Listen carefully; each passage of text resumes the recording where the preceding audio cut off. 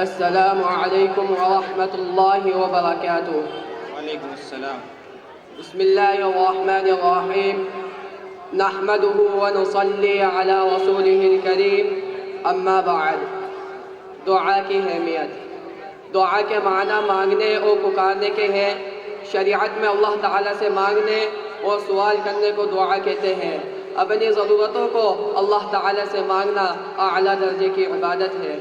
ہمیں اپنی تمام ضرورتوں کا سوال اللہ تعالیٰ ہی سے کرنا چاہیے، کیونکہ تمام چیزوں کا وہی مالک ہے، وہی سب کو روزی دیتا ہے، وہی ماتا اور جلاتا ہے، وہی ہر ایک کو کھلاتا پلاتا ہے، وہی سب کی پرورش کرتا ہے، وہی بیماری اور صحت دیتا ہے۔ وہ اگر کسی کو کچھ دینا چاہے تو اسے کوئی دے نہیں سکتا، اور اگر وہ کسی کو کچھ نہ دینا چاہے تو اسے کوئی دے نہیں سکتا۔ غرض وہی ہر چیز کا مالک ہے، لہذا ہمیں جو کچھ مانگنا ہو اللہ ہی سے مانگے، یہاں تک کہ چھوٹی چھوٹی چیزوں کا سوال بھی اللہ تعالیٰ ہی سے کرے۔ ہمارے نبی صلی اللہ علیہ وسلم نے ہمیں اسی کی تعلیم دی ہے۔ آپ صلی اللہ علیہ وسلم کا ارشاد ہے، تم میں سے ہر ایک شخص کو اپنی تمام حاجتوں کا سوال اللہ ہی سے کرنا چاہیے، یہاں تک کہ جوتے کا تسمہ بھی اگر ٹوٹ جائے تو وہ بھی اللہ ہی سے مانگے۔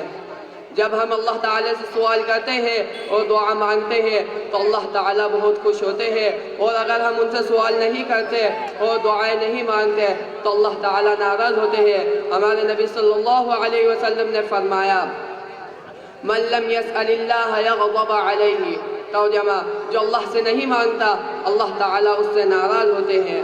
ہم جو بھی دعائیں کرتے ہیں اللہ تعالیٰ اسے سنتے اور اس کو قبول فرماتے ہیں، چونکہ اللہ تعالیٰ کو خوب معلوم ہے کہ کون سی چیز ہمارے لیے فائدہ مند ہے اور کون سی چیز ہمارے لیے نقصان دہ ہے۔ جو چیزیں ہمارے لیے بہتر ہوتی ہے اللہ تعالیٰ وہ ہمیں عطا فرما دیتے ہیں، اور جو چیزیں ہمارے لیے نقصان دہ ہوتی ہے اللہ تعالیٰ اس کے بجائے کوئی دوسری چیز عطا فرما دیتے ہیں۔ کبھی اس کے بدلے کسی مصیبت سے نجات دے دیتے ہیں اور کبھی اس دنیا میں کچھ نہیں دیتے، البتہ آخرت میں اس کا اجر و ثواب عطا کریں گے۔ اس لیے ہمیں خوب دل لگا کر دعائیں کرنی چاہیے، اور جو بھی ضرورت پیش آئے اسے اللہ ہی سے مانگنا چاہیے۔ حضور صلی اللہ علیہ وسلم کا ارشاد ہے، حضرت ابو سعید خدری رضی اللہ عنہ سے روایت ہے کہ رسول اللہ صلی اللہ علیہ وسلم نے فرمایا، جو بھی مومن بندہ کوئی دعا کرتا ہے جس میں گناہ کی بات نہ ہو اور نہ ہے قطع رحمی ہو تو اللہ تعالیٰ اسے تین چیزوں میں سے کوئی ایک چیز ضرور عطا فرما دیتے ہیں۔ نمبر ایک، یا تو جو اس نے مانگا ہے وہی چیز اس کو عطا کر دیتے ہیں۔ نمبر دو، یا اس کی دعا کو آخرت میں اس کے لیے ذخیرہ بنا لیا جاتا ہے، یعنی آخرت میں اس کا ثواب عطا کیا جائے گا۔ نمبر تین، یا پھر اس پر آنے والی کوئی مصیبت اور تکلیف روک دی جاتی ہے، کوئی مصیبت اور تکلیف روک دی جاتی ہے۔ اس لیے ہمیں جو کچھ ضرورت پیش آئے اسے اللہ ہی سے مانگنا چاہیے۔ ہمارے نبی صلی اللہ علیہ وسلم نے ہمیں اسی کی تعلیم دی ہے۔ آپ صلی اللہ علیہ وسلم کا ارشاد ہے، اللہ تعالیٰ سے دعا مانگنے کا طریقہ یہ ہے کہ پہلے اللہ تعالیٰ کی تعریف کرے، پھر حضور صلی اللہ علیہ وسلم پر درود بھیجے، اور اس کے بعد جو کچھ مانگنا ہو خوب دل لگا کر مانگے اور قبول ہونے کا یقین رکھے، کیونکہ جو شخص دل لگا کر دعا نہیں کرتا اللہ تعالیٰ اس کی دعا قبول نہیں کرتے۔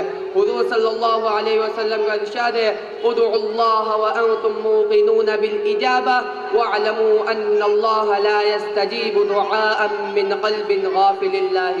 ترجمہ، اللہ سے اس یقین کے ساتھ دعا کرو کہ وہ ضرور قبول کرے گا، اور جان لو کہ اللہ تعالیٰ اس شخص کی دعا قبول نہیں کرتے جس کا دل دعا کے وقت اللہ تعالیٰ سے غافل اور بے پرواہ ہو۔ اس لیے ہمیں خوب دل لگا کر دعائیں کرنی چاہیے، جو بھی ضرورت پیش آئے اسے اللہ ہی سے مانگنا چاہیے، اپنے لیے اور اپنے ماں باپ کے لیے اور تمام مسلمان بھائیوں بہنوں کے لیے دعا کرنا چاہیے۔ انسان اپنی زندگی میں مختلف تکلیفوں اور پریشانیوں سے دوچار ہوتا ہے، کبھی گھر میں کوئی مصیبت آن پہنچتی ہے تو کبھی بچے بیمار ہو جاتے ہیں، شوہر پریشانی کا شکار ہو جاتا ہے، تو کبھی بیوی کسی رنج میں مبتلا ہو جاتی ہے۔ غرض مصیبت اور رنج انسان کے ساتھ لگے ہوئے ہیں۔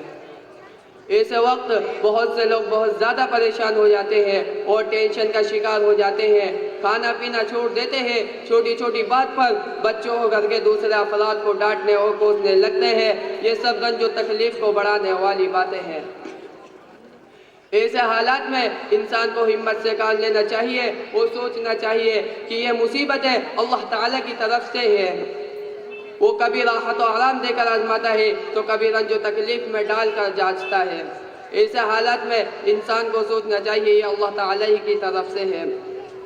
اس لیے ہر وقت اللہ تعالیٰ سے دعا کرتے رہے اور قبول ہونے کا یقین رکھے۔ زندگی میں قبول نہ ہوئی تو خیر، ورنہ آخرت کے لیے ذخیرہ رحمت بنے گی، اور آخرت کی فکر دنیاوی تفکرات سے بہتر ہے۔ تو بے جانے بوجھے مایوس نہیں ہونا چاہیے، وہ خلاف مصلحت کوئی کام نہیں کرتا۔ یہ حقیقت ہے کہ اللہ تعالیٰ تم سے زیادہ تمہیں چاہتا ہے، تمہیں چاہتا ہے۔ اسے اپنے بندے اور بندی کی فلاح و بہبود کا خیال ہے۔ وہ اپنے بندوں اور بندیوں کو جو مناسب سمجھتا ہے دیتا ہے، اور جو مناسب نہیں سمجھتا نہیں دیتا۔ تو اس صورت میں رضا و تسلیم فرض ہے۔ اللہ تعالیٰ جس حال میں رکھے اس پر راضی رہنا چاہیے، اور ہر حال میں اسی سے مانگنا چاہیے۔ پاس پڑوس کے رہنے والے لوگوں کے بہکاوے میں آ کر یا ماحول سے متاثر ہو کر کسی مزار اور بزرگ سے نہیں مانگنا چاہیے۔ یہ سب شرک ہے اور اللہ کو ناراض کرنے والی چیزیں ہیں۔ اللہ کے علاوہ کسی کو رنج و مصیبت دور کرنے کی طاقت حاصل نہیں ہے۔ لہذا ہر ایک کو روزانہ اللہ تعالیٰ سے دعا مانگنے کا معمول بنانا چاہیے۔ صبح شام کی دعائیں پڑھنے کی عادت ڈالنا چاہیے، اور الحزب الاعظم کا روزانہ ورد کرنا چاہیے۔ یہ 7 منزلیں ہیں، ایک منزل روزانہ پڑھے، اور اگر سال میں ایک مرتبہ بلکہ زندگی میں ایک مرتبہ پڑھ لے تو بھی فائدے سے خالی نہیں ہے۔ اسی طرح 5 وقت کی نمازوں کے بعد، اور خاص کر کے فرض نماز کے بعد، اللہ کے حضور ہاتھ پھیلا کر اپنے لیے اور اپنے گھر والوں کے لیے ہر بھلائی کا سوال کرے اور ہر برائی سے پناہ مانگے۔ یاد رہے کہ دعا سے بہتر کوئی چیز نہیں۔ حدیث شریف میں آیا ہے کہ دعا کرنے والا ہلاک اور برباد نہیں ہوتا۔